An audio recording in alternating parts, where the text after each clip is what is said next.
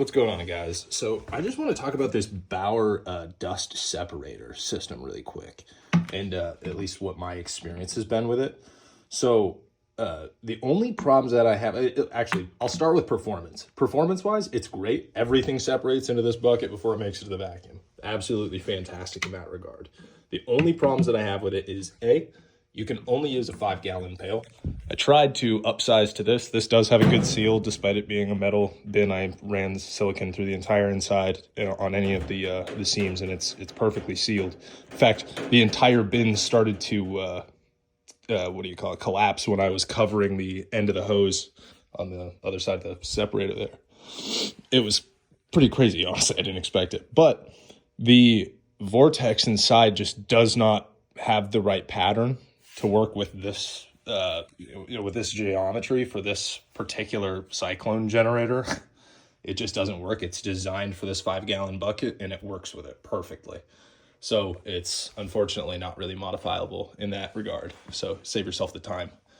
What was the other thing I needed to talk about? Oh yeah, static. So because it's a plastic bucket, you get tons of static if you're trying to do dust collection from something like, say, a jointer or a table saw or a planer or anything of that nature.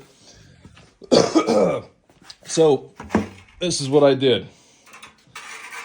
I have got a Harbor Freight bucket that I have taken a wire that is hooked to a grounded surface, runs all the way over, runs around the bucket 2, 3, 4 times.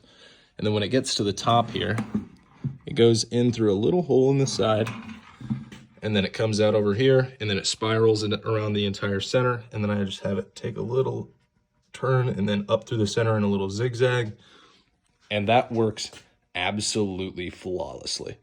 This entire thing went from giving me a 10,000 volt shock every single time I had to empty the bin, which is a lot because it's small.